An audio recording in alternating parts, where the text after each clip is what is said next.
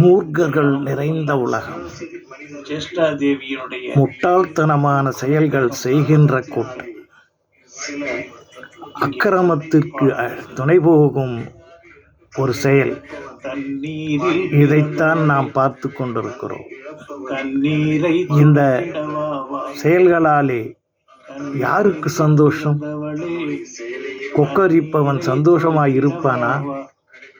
அவர்கள் வணங்கும் தெய்வமே அவர்களை தண்டிக்காதா? இந்த செயலை செய்வதற்கு காரணமாக இருப்பவர் யார்?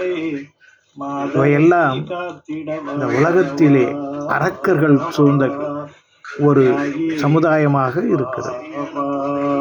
அமைதியை குலைப்பதும் அக்கிரமத்தை திணைப்பதும் நடந்து கொண்டிருக்கிற வரை துணை போவது யார் என்பது எல்லோரும் அறிவர்.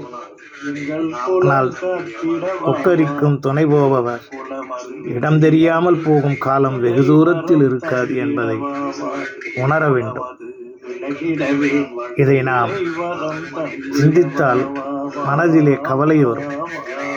நிந்தித்தால் நம்மை பற்றி மற்றவர்கள் பரிகாசம் செய்யவும் வழிவகுக்கும்.